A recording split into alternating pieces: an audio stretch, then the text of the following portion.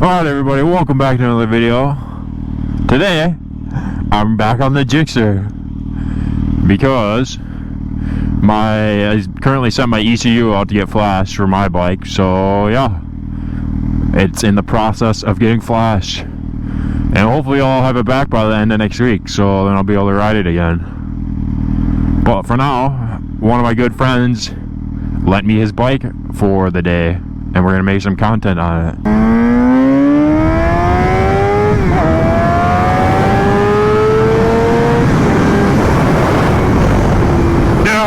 I'm so used to my bike having a quick shifter, so I just went to shift off and I forgot you gotta pull the clutch in.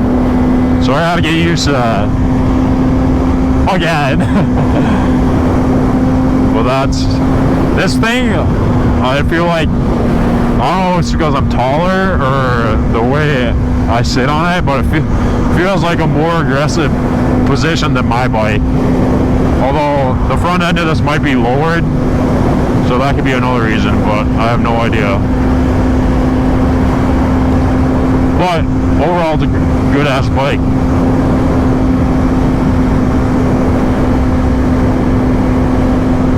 And we're gonna hopefully do a top speed run without getting in trouble. But we gotta go kinda on the Wisconsin roads out of the city to hopefully stay away from cops. Well, that's what we're doing. Yeah, this thing is a lot more, what should I say, nimble? I'll just say a lot. Feels a little bit more nimble than my bike, but I think this thing is also like 40 or 50 pounds lighter than mine. I think it's around like 370, 380. My bike's like 420 something. But yeah, he's put, when did he buy this? Like 2 months ago? Put like almost 2,000 miles on it already. And actually, I put a lot of miles on my bike. Like at the beginning of the summer, I think it was 7K, and I'm already at 11,000. So, put like 4,000 miles on it already in a span of a month and a half during the summer. And then last summer, I got it, and I put, let's see, what did I buy it at? Around 2,500 miles, and I got it to 7,000 miles, so almost 5,000 miles on it.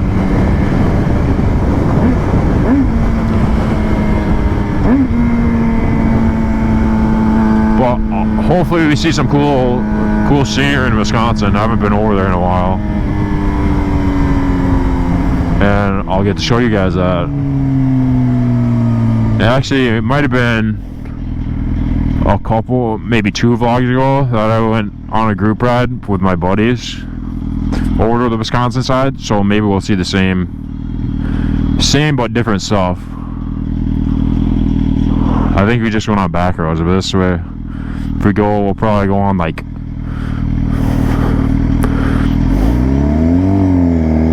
the main highway or something.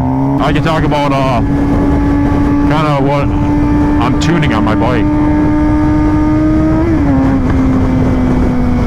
So, I sent my ECU out to get flashed, and I did it through a company or a business that's known for like flashing ECUs for GSXRs, and they can put a Pops and Banks tune on it. So kind of like what this bike does, except a lot more, and then it'll spit a shit ton of flames, which I'm excited to see and hear because it's sick. Kind of like Pops like that, except it's more like a burble tune, so it does it a lot more often. And to some people that may be like, oh, that's annoying as hell, but it's gonna, once you see it like in person, obviously it's going to be a lot different through the video, but I'm excited to show you guys what it's going to look like. But once I get the ECU back and I ride again, I'll make a video on that, because it's going to be insane. And then I'll kind of do a more another overview of the exhaust that I put on my bike, and like what tune I got and everything like that. But kind of go more specific than what I just said. But I'm excited to get my ECU back and throw it in my bike, because I've been waiting to tune that thing for like a month since I put the new exhaust on it, and I wanted to ride it so bad, and I couldn't really, because I didn't want to mess up the bike's internals. Granted, you can ride it around for a little bit if you put like a full system exhaust on it, but over a period of time it's bad for the bike. So that's why I kind of held off from riding it. And granted, I still made videos on it and like rode it around with the exhaust on, but I didn't really ride it as much as I would have liked to.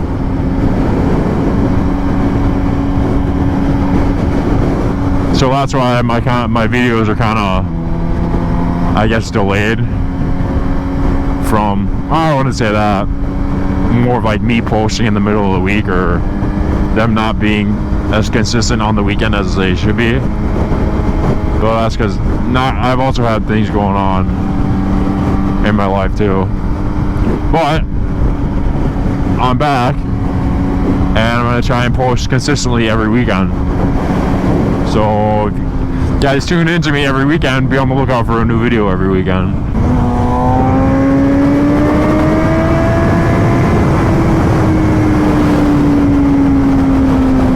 That's the bridge. It's pretty cool.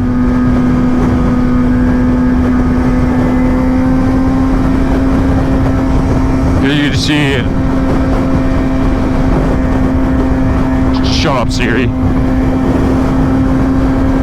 What are you gonna see?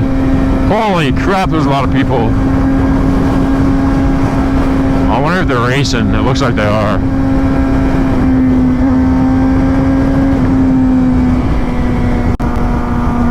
There's the river that way, and then there's the river that way, with the marina down there.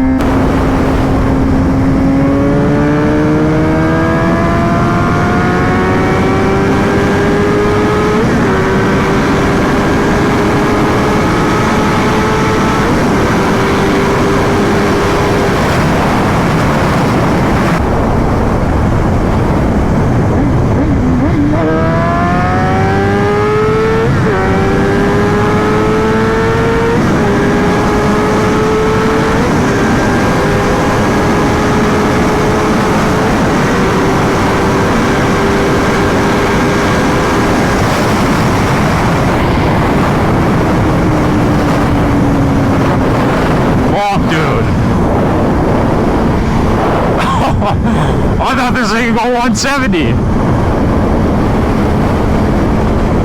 Actually, this thing might have a different chain and sprocket on it than stock, so it might reduce the top speed and make it have power in like the mid-range to low end. Because I thought for sure, like on 6th gear, this thing would be able to pull fucking and keep going. But I don't know, maybe like 150 to 160 is the limit. Still fast. I think my bike, last time I topped it out, I hit 158.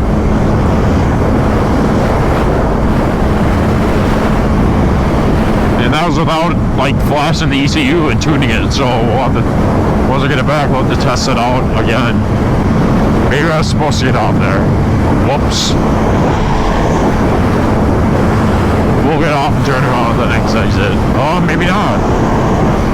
I don't know where the hell I am, to be honest. I know, like, to a certain point, like, where I'm going. Like, so I'm pretty sure I had to get off on that exit back there, but we'll go up here and turn around. Oh, yeah. If you go that way, that leads to Osceola, and yeah, I was supposed to get off back here. Oh well, that leads to Osceola and then Cedar Lake Speedway, where they race dirt track cars. If you guys don't know what that is, it's pretty cool. They these loud ass cars that race in a circle, going like, it's a super small track and it's like a big oval, but they're going like 70, 75 miles an hour, ripping around the corners. These super lightweight cars. It's kind of like drifting, just in a super small oval, and they're just ripping around, going like 70, like just skirting along the sidewall. Pretty cool.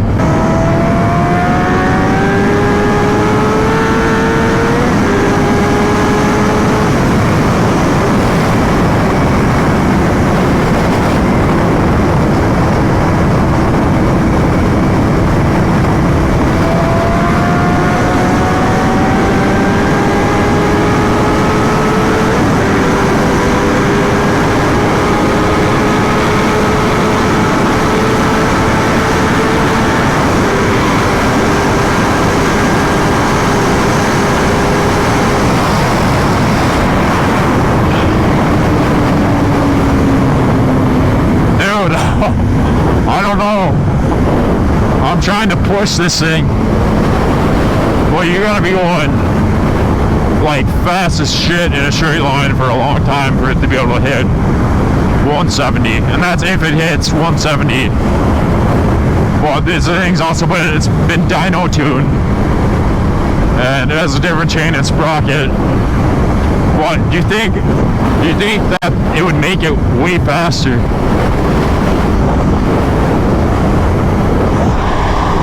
Then again, I don't know. I don't know how dyno, like, all that stuff works. I think it hit 150. That's like the top I can get it to. Then again, this thing's also a 2013, so it's like 11 years old, but still. Although, newer bikes have different technology and all that stuff. So I don't know. I'll have to look up like the top speed of stock stuff on like a 2013 GSXR 750. I don't know. I'll have to ask my buddy too if he's got it over 150. Because like I had it pinned, and it would, I don't know, I probably was shifting earlier or what, but I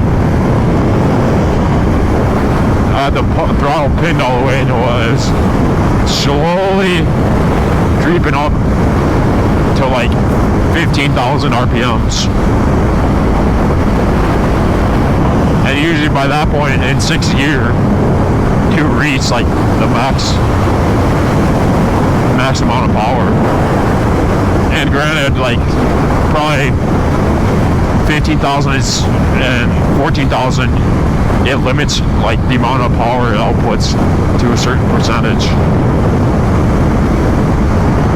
Because I think like through like the power band, it puts out 100% of that power, and then like right around the top end, it limits the throttle. I don't know, it's kind of hard to explain, but if you watch videos of them dyno tuning bikes, like people dyno tuning stuff, they kind of explain it a little bit. But anyways, yeah, I'll have to go back and look at the footage to see what I hit, because I wasn't doing Wasn't even paying attention. That was a fun little ride though. I'm glad I got to go out and ride today. Nice day out. It's supposed to be really humid later, so that's why I'm doing it right now. At, what is it, 9 o'clock in the morning. And shout out to my buddy who let me ride his bike again.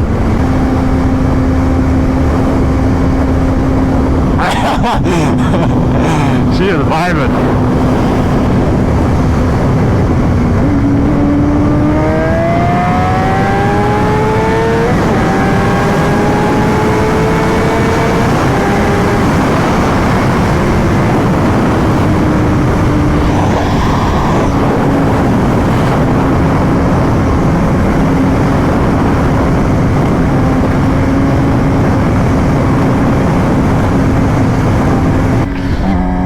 I can tell you guys an interesting story that happened at work the other day. So, what I do for work is I fix cars. Not mechanical stuff. God help us all for the people who work on that. But anyways, I fix crashed cars for work. So the other day I was like welding. For people who don't know what welding is, it's when you fuse two metal pieces together with a welder. I don't know, most people don't know or know what that is or how to do it. I'm sure they know what welding is, but anyways, I was welding a new panel onto a car, and